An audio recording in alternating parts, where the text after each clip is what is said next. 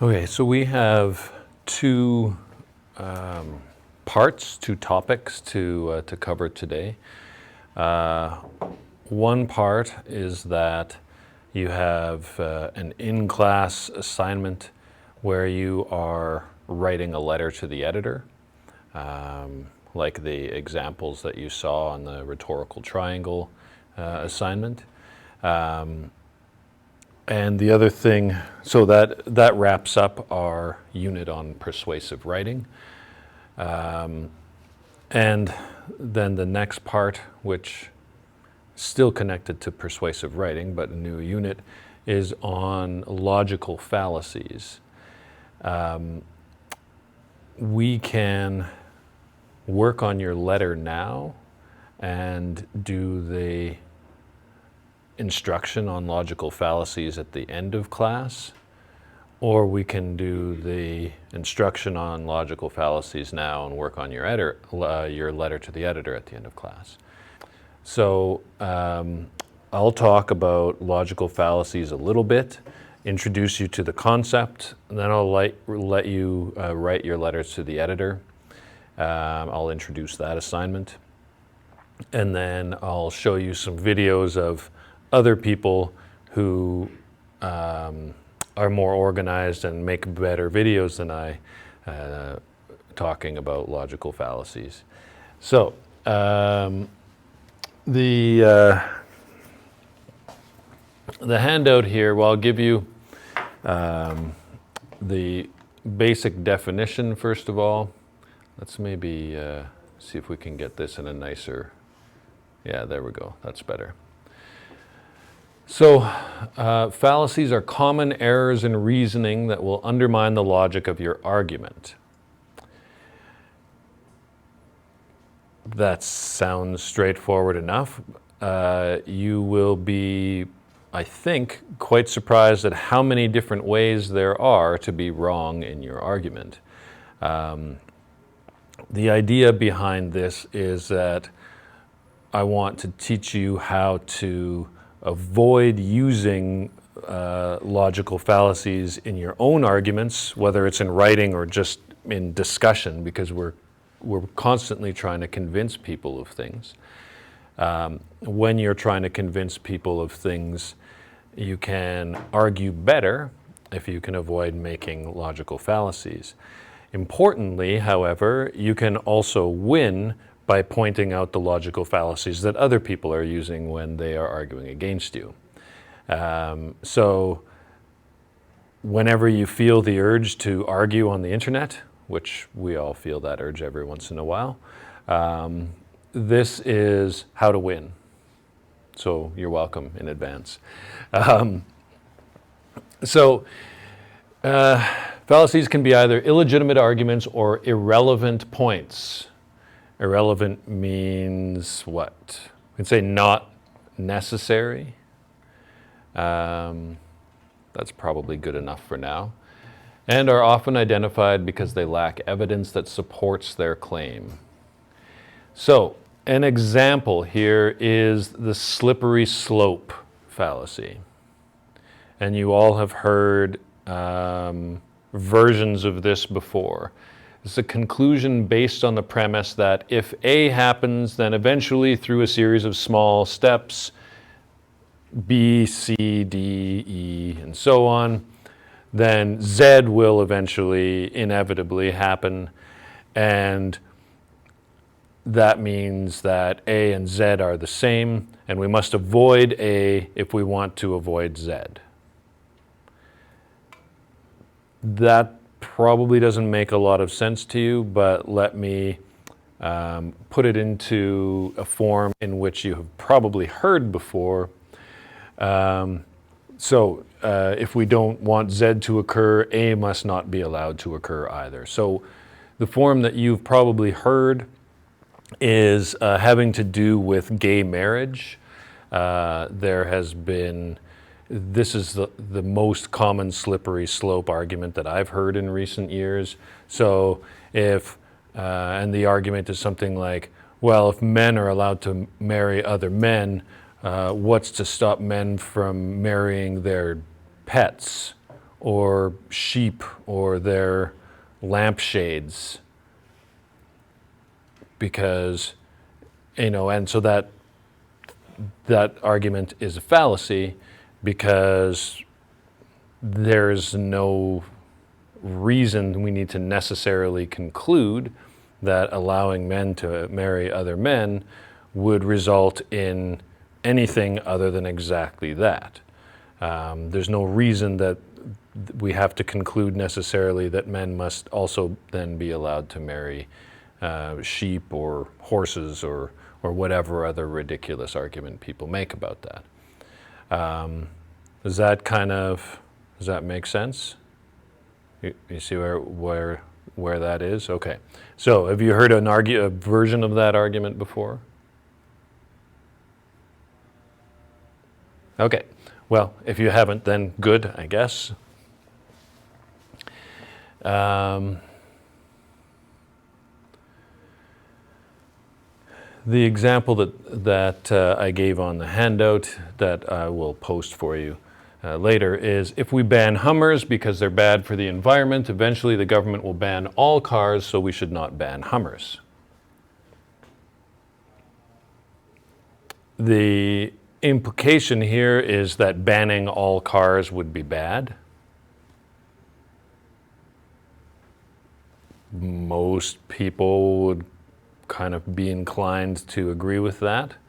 So if I want to be able to keep my car, then I'm going to be opposed to banning Hummers. That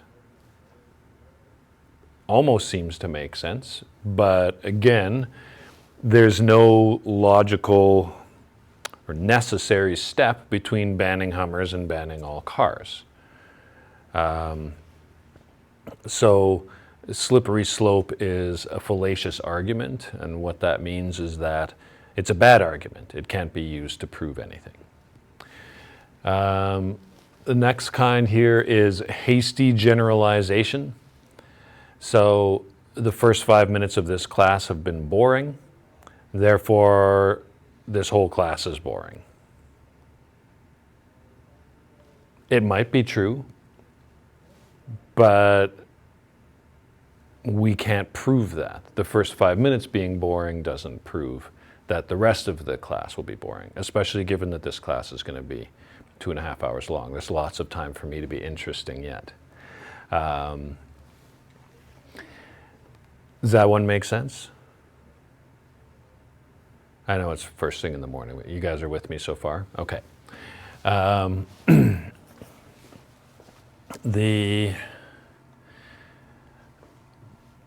like this one because it lets me use a bit of Latin. Post hoc ergo propter hoc, which translates as after this, therefore before this. So I drank bottled water and now I'm sick, so the water must have made me sick. That's a possibility. It's possible that the water made you sick, but it's also entirely possible that any number of other things made you sick. So something happening after another thing is no proof that the first thing caused the second thing. So the same sort of argument could be used to say,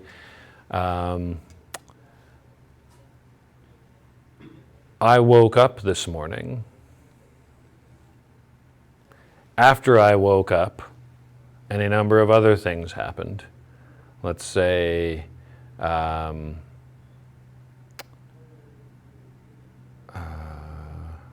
roads were terrible. Therefore, my waking up caused the roads to be terrible. Obviously, we don't think that there's, unless we're incredibly superstitious about some weird stuff, we don't think that there's any connection between my having woken up and the roads being terrible. But there's exactly the same, it's the same exact sort of argument. The genetic fallacy, this one is sort of cut off there a bit, but the conclusion is based on an argument that the origins of a person, idea, institute, or theory determine its character, nature, or worth. And so the common example that I think I gave on here that everyone always gives is that the German army under Hitler was responsible in some way that I'm not entirely clear on for the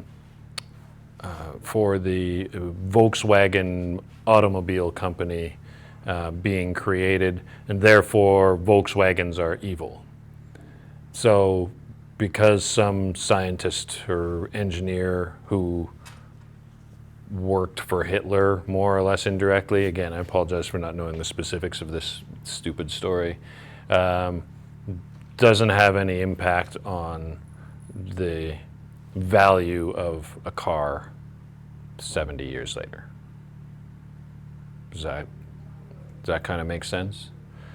So because something was made in China, it doesn't make it necessarily poor quality. You want to argue with me right now, I can tell. No. What else have we got? Begging the claim. The conclusion that the writer should prove is validated within the claim. For example, filthy and polluting coal should be banned. So it should be banned because it's filthy and polluting, but it's called filthy and polluting within the actual argument itself, and you can't use the argument to prove itself. So if you want to make your logical point that coal should be banned, you must first prove that it is filthy and polluting before you just say that. So that's the begging the claim fallacy. So arguing that coal pollutes the earth and thus should be banned would be logical, but the very conclusion that should be proved that coal causes enough pollution to warrant banning its use is already assumed in the claim by referring to it as filthy and polluting. We're just talking about logical fallacies.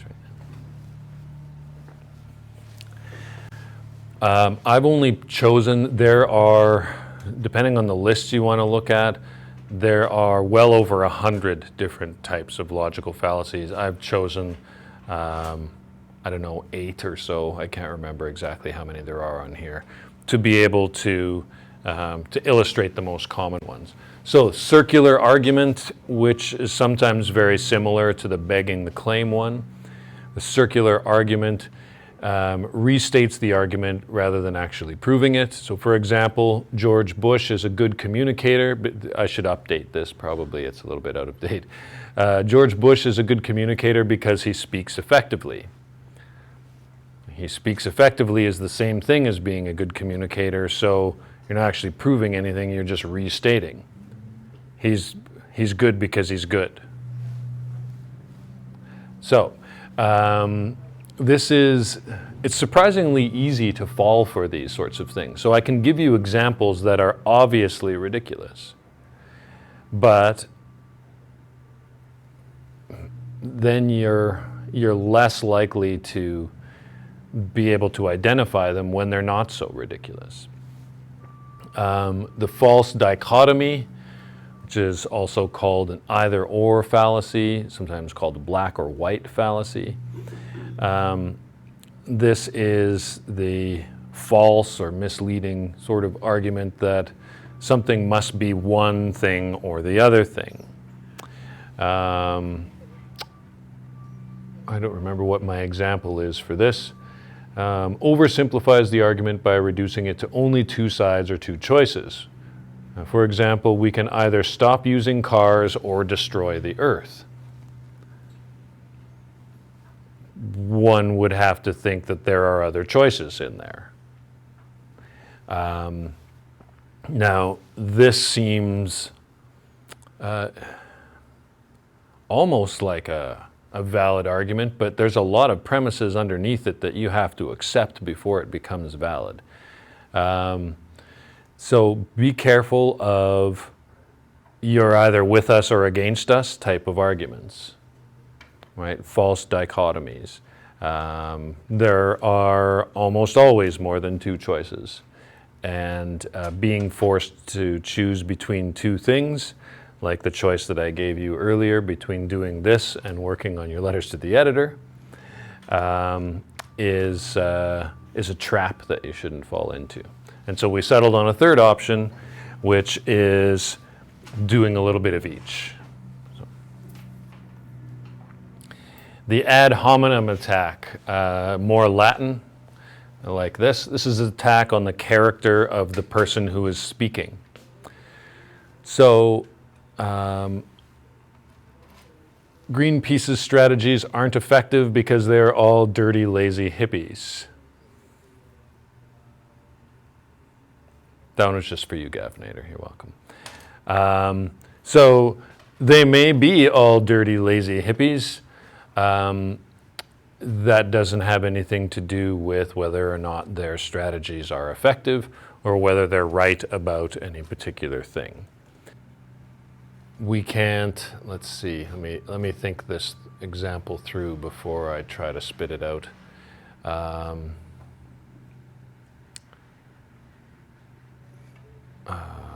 We can't trust Omar's opinion about this because he dropped out of college. For shame, Omar. So Omar's having dropped out of college, which he obviously has not,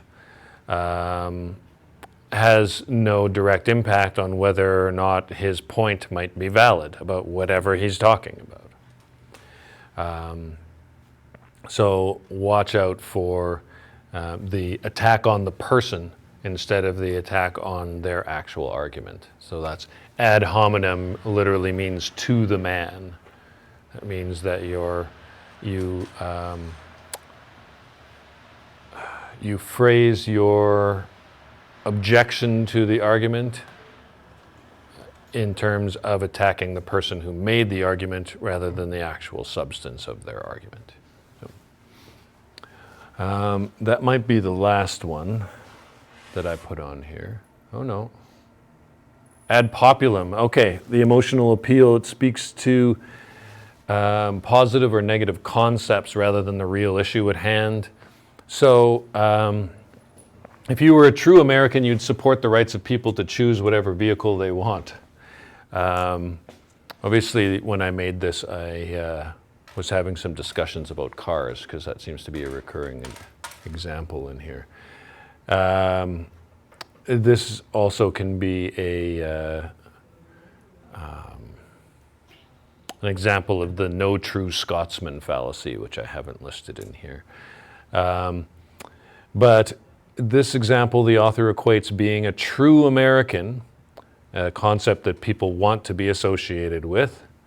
You might disagree, but certainly no one wants to be labeled as not a true American if they are living in the country that is to the south of us. People want to be associated that with being a true American, particularly in a time of war. There is no inherent connection between buying a vehicle and being a true American. Now, if you ever watch American television, you will notice that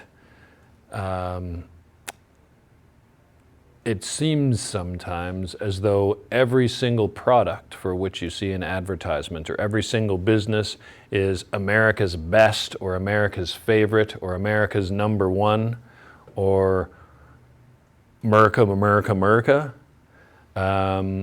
And this is an ad populum argument, right? Because something is America's favorite. Well, first of all, because a company is telling you that something is America's favorite, doesn't necessarily mean you should believe that claim at all either. because how does one judge one's favorite? Difficult to say, but even if it is America's favorite, that doesn't make it better, necessarily. The red herring is something that I find myself whenever I fall into the trap of wanting to argue with people on the internet. I find myself pointing out their red herring arguments all the time. So a red herring is a distraction from the point. I'm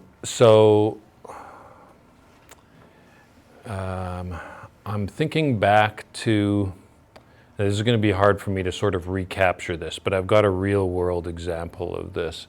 But it happened like a year or so ago now, and so I'm fuzzy on the details.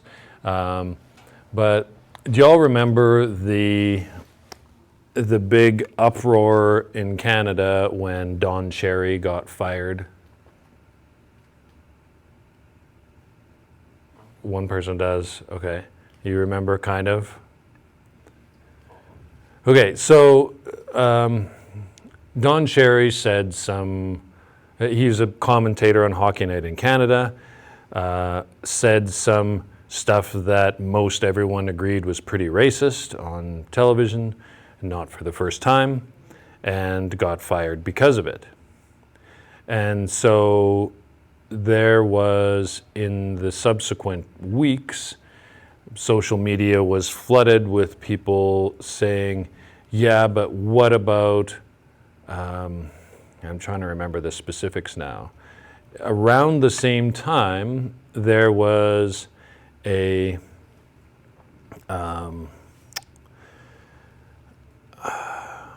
TV personality on like a news current events discussion kind of show, like think of The View but made in Canada, something like that. So this TV personality was talking about toxic sort of culture in hockey, and made a comment about, and I wish I could remember specifically, but hockey players being scum, sort of, and They're all assholes. something like that, yeah, those lines. Now, this is, so people threw out that red herring and said, well, that lady didn't get fired for saying that, but Don Cherry got fired. Why didn't that lady get fired too? And they didn't really even want her to get fired. They just wanted Don Cherry to get unfired, I guess. And so the yeah, but what about this is an example of the red herring. So the discussion about Don Cherry should have stayed on Don Cherry and his history and whether he should be allowed to continue to say racist things on television. So the yeah, but what about is a red herring. So it's somebody attempting to derail the conversation by inserting a distraction into it. Does that kind of make sense, everybody? I wish that if this isn't happening right now, I can't remember exactly, it happened maybe a year ago or something like that. Maybe it's even longer than that now. So the details are fuzzy for me, but anyways, it's a good real world example. What example did I have on here? Something older than that for sure. The level of mercury in seafood may be unsafe, but what will the fishers do to support their families? Right, two separate arguments. So the argument about how fishers support their families can be had separately from the argument over mercury in fish. Neither one of those is arguments that we have very often here on the prairies. The straw man argument is the last one I want to talk about today. This is maybe the most effective one of these fallacies. Now, I'm telling you that all of these, what I'm calling logical fallacies, are bad arguments, but they work. They're very effective at convincing people who don't know better. And so my purpose here is to teach you how to know better, how not to get fooled by this. So this is, the straw man is taking your opponent's argument and making it seem as though he is saying something else. And then you attack that other thing that you make it seem like he is saying. And it's not always he, but it's most often he when you're arguing with strangers on the internet for some reason. At least that's what I find, but maybe that's just my experience.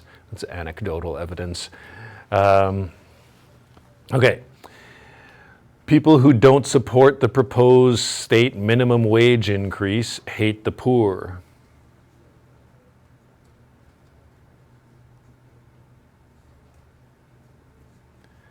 So the straw man argument works like, so what you're really saying is this.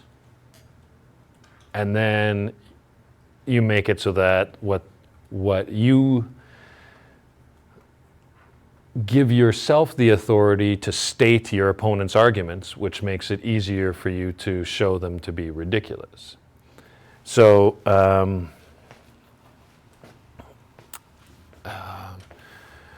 Ari, you were late for class today. So what you're really saying by being late for class is that you hate me personally. Right? There's no other way I can take that. I can only take you being late today as evidence of your personal hatred for me as an individual. So that's the straw man argument. It is, I suppose, possible that Ari hates me personally, but it is much more likely that road conditions or her habitual ability to be distracted by shiny objects might have played some role in being late for class today. So does that kind of make sense to everybody? Okay, so I like to use the straw man argument when I can get away with it. Not everyone will let you get away with it, but when you are arguing with friends or family or strangers on the internet, don't allow them to tell you what you're saying. Right? Watch out for what you're saying is this, and this means that. That's called a straw man. So call people on it immediately. That's not what I said. That's not what I mean. And if you look up straw man on YouTube, you'll find lots of amusing anecdotes. Now, I want to stress before I turn you loose to write your letters to the editor. I'm not specifically going to be looking for logical fallacies in your letters to the editor. What I'm going to be looking for in those is your use of the rhetorical triangle. But I want to point out that an argument being fallacious or using a logical fallacy doesn't necessarily mean that your argument is incorrect. Your premise, your point, might still be correct, but you can't prove it with fallacious arguments. So, as you may have noticed if you paid any attention to politics ever. Arguing is not about being right. It's about winning.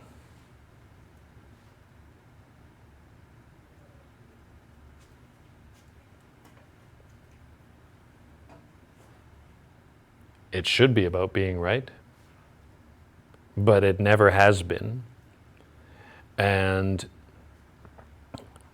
this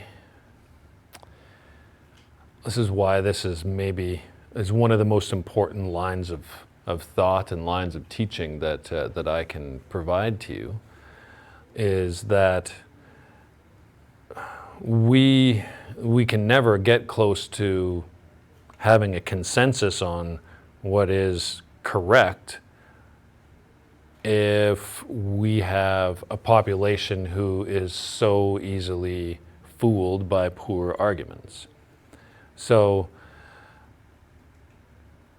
you can use fallacies to win, you can use them to win elections. It turns out nowadays you don't even have to use complex fallacies. You can just use outright lies to win elections, and that seems to be acceptable now too. So we all need to be better